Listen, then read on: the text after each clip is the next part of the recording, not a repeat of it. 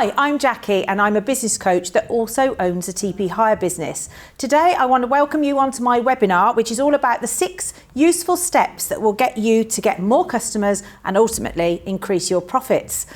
I'm going to explain to you exactly what you need to do and how I did it myself with my business. So let's get started. The first thing I want to talk to you about today is this pyramid. This pyramid is well known in business because it represents any industry, any geographical area that you want to talk about.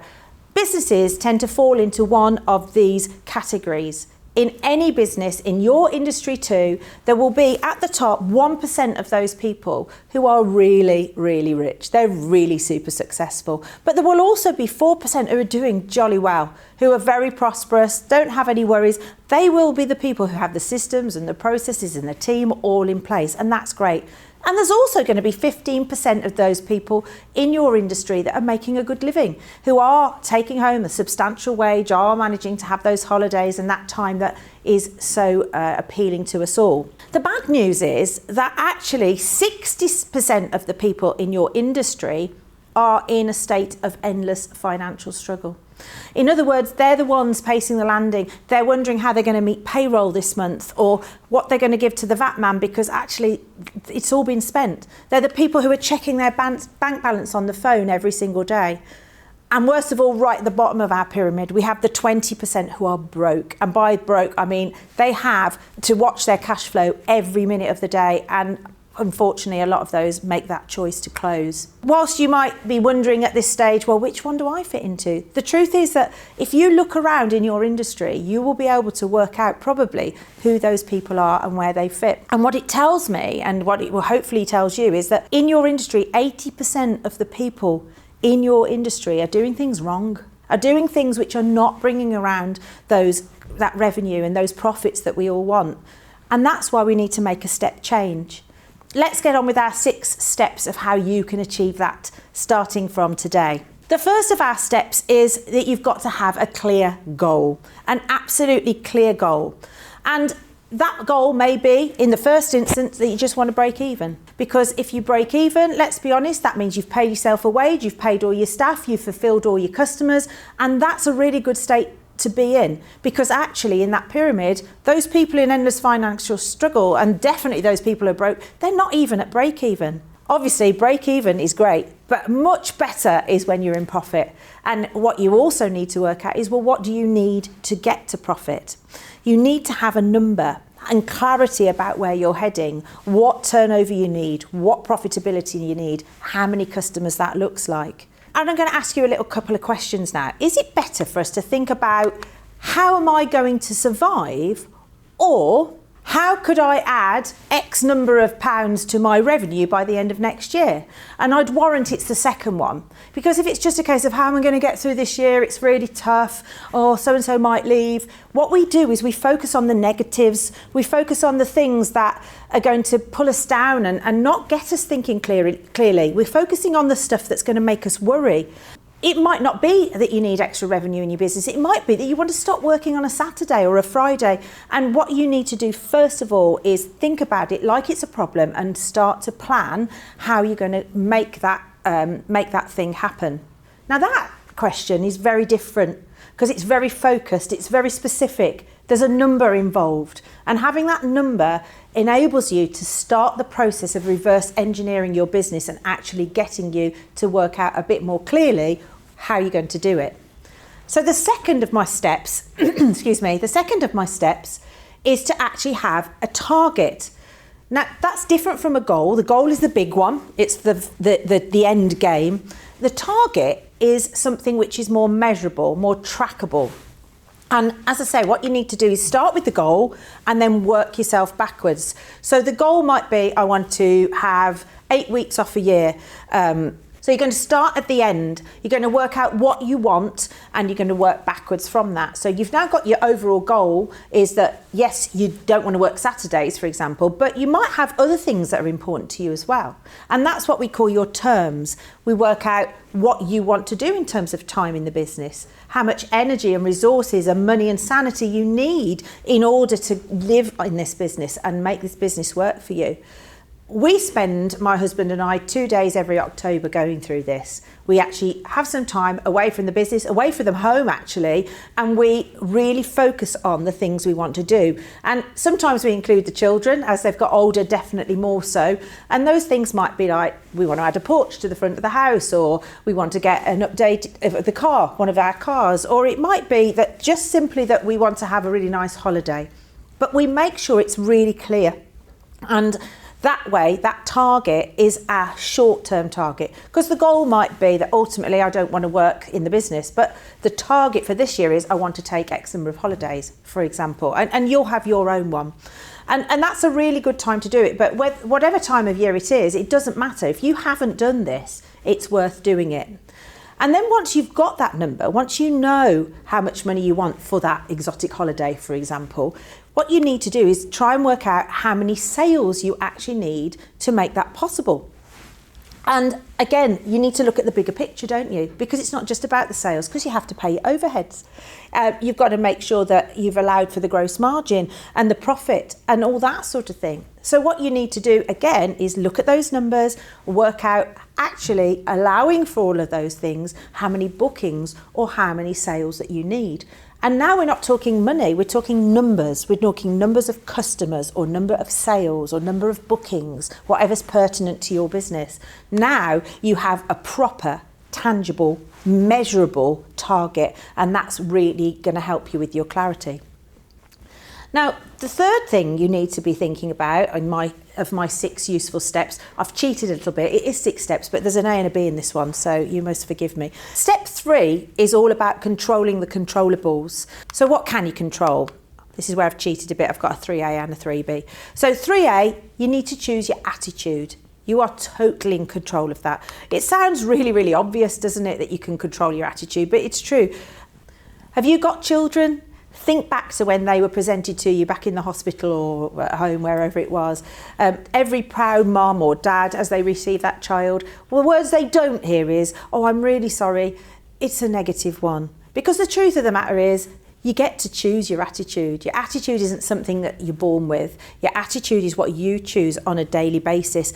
And I'm just going to take you through this little slide here, because if you can wake up in the morning with positive thoughts, and that gives you a positive attitude, when you go to work and meet with your staff or your customers, you're going to have positive communication. And with positive communication, you're going to give your customers a memorable experience for all the right reasons. And what that will breed is loyal customers, not customers that moan about you or complain about you. And loyal customers means you're running a successful business.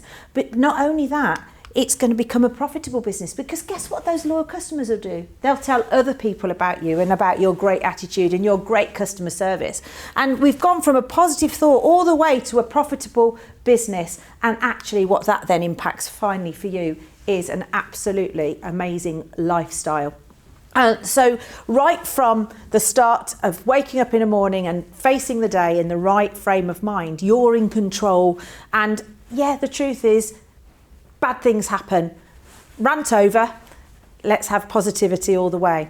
Control the controllables. The second controllable that I think you need to be thinking about is your activity. You can choose every day, again, the things that you want to spend your time doing. Let's think about your diary. That's a really big one for me. I have lots of business owners who let their diary run them. They get up in the morning, they look at their emails, and that is what decides what they do today. Because those customers who shout the most or send the most emails, or those staff who come in and knock the door the most, they're the ones that make those people decide how they spend their working day. So whether you work 2 hours or 22, if you're reacting, you are not going to be working on your plan. And I have a desk planner on my desk, and I make sure that my week is controlled by me. If people want to have a meeting, we book it in with an end time, by the way, because that's the other thing, is not allowing other people to dictate your time. But more than that even, your 90 minutes, which I've mentioned in other webinars, which you may have seen, that your 90 minutes of working on your business every day is really, really important in how you use your time. Working on your business every single day will move your business forward. It will move you towards that goal. Number 4 of my 6 useful steps to make your business successful is that you need to revisit your follow-up. Back in 2013, I went to my first ever entrepreneurial convention, and I can't remember the guy's name that was on the stage, but what he did has stuck with me ever since. He made us all stick a sticker on our head that said PMMFS, which is please make me feel special. And what he said is, in order to take your business from being a regular business to a business which stands out and has those loyal customers, recognises the positive attitude and becomes super successful, what you actually need to do is imagine that every single customer that you're talking to, whether they're on the phone, whether they're in front of you, wherever they are, has that stuck on their head. Please make me feel special. And what you need to make sure is that when you're writing your system and your message to those people, you are following them up rigorously with that attitude, making them feel special, making them feel valued, finding the gaps in your marketing where you're letting your customers drop, or worse still, letting your prospects drop before they've even become customers. Find the gap. There's a lady that I worked with when I started working with her. She had a 3 email follow-up, which, let's be fair, that's quite good, because a lot of businesses, when you ring them and you get a quote, they don't even follow you up to check whether you got it, never mind whether you want to take them up. This lady had 3 emails. We worked together, we systemised it, and by the end she had 27. Don't get me wrong, they all didn't come like day after day after day. They were all planned very, very carefully. But that lady, she absolutely smashed it, because people knew who she was. They knew that she cared. They knew that she offered value. She talked about the customers that she'd helped, and she talked about the ways she could help her prospects. So it's all about your message. It's all about the rigour of that follow-up, because actually if you only send 1 or, dare I say, no follow-ups, you're going to be quickly forgotten. It's not your customer's job to remember who you are, it's your job to make them remember who you are, which means that you need to be sending emails or texts or a bomb or a little message that just makes sure they know you care. And that's all absolutely fabulous. So we've got our massive goal. We've worked out our target of number of customers. We've started a plan. We're controlling the controllables and we're taking responsibility. We're going to have the gas factor and follow up with our clients. And that's brilliant. But what you absolutely need is number 5. You need to keep score. You need to keep score, because otherwise, how do you know you've actually achieved those 37 customers that you need, for example? And the way I do that is I create a scorecard. And a scorecard is a fantastic way of just tracking those things that count. It's not a way of tracking your whole business, but it is a way of tracking those things. So if you know you need 37 customers, and you know to get 37 customers, you need to have met with 74 customers, then what you need to do is have that on your scorecard. So what other things should you include? Inputs are the things that you do. So it might be the marketing spend. It might be the number of emails or texts. It might be a number of calls that you make. It might be that you measure the number of quotes that you send out, or meetings that you go to. Those are all inputs. They're all things that you are in control of, the things that you do with your team to get into people's minds, into people's headspace. The outputs are the other thing that you need to also track. So those, depending on your business, it might be the number of inquiries you get or downloads of your brochure. It might be the number of site visits you're invited to. It might be the number of people who come into your restaurant or website visitors. But ultimately, what all of those things are going to do is lead to either a sale or a booking. And those are the things you need to be tracking. And what you do then is you use that scorecard to inform your actions, to determine what you do when you work on your business. So back to using those 90 minutes, when you work on your business, the areas of the scorecard which are, shall we say, pink because they haven't achieved your targets, those are the things you work on. So if, for example, you're getting loads of leads coming into your website and you're tracking those leads and people are downloading your brochure but there's no sales, you know there's something wrong with the sales system, because you're getting the leads in but you're not converting them. But if, on the other hand, you only get a few people get to your website and straight away you give them a quote and they book with you, you know that what you need to do is work on getting more people to the website in the first place. So that's why a scorecard is absolutely brilliant. And then Finally, when you pull all of these together, is that you need to make sure you've got the right routine. So we've talked a bit about the 90 minutes, but that's what I want to talk about here. A habit is something that you create after 21 days. They say that by the 21st of January, nearly all the habits that are started in New Year's resolutions have dropped because people haven't done it. Because if you miss one, you go back to zero. You need to get into the habit of working on your business, of putting aside 90 minutes every single day to work on the right things that will get you those customers, that will get you that extra revenue, which will enable you to live the life you want to live. And if you do 90 minutes, even just 4 days a week, let's say, I mean, ideally it would be 5, but if you did it 4 days a week for the next month or so, that's 24 hours every single month. If you did that for every month, that's 39 days, 39 8-hour working days that you would have spent on your business. You cannot fail to move your business forward if you do that. And I know that because the clients I've worked with that do their 90 minutes every day, I've got examples of one client who did 80k and turned it into 330 within 12 months. I had another client that added £2 million onto the value of his turnover. Now, they must be doing something right. And it's a really good role model for you too. And the thing is that you need to be accountable to those things, make sure you're doing them regularly. And it's a little mantra of mine, today ain't over till tomorrow's planned. So using those 90 minutes to work on the right things, you put a link in your diary and you make sure that every single day you are working on the things that will move your business forward. And if you want to know more about that, I have got another webinar all about the 90 minutes and how to get the best out of it. So in summary, you need to create a clear goal. You need to create your target. You need to start taking control of the controllables, which is your attitude and your activity.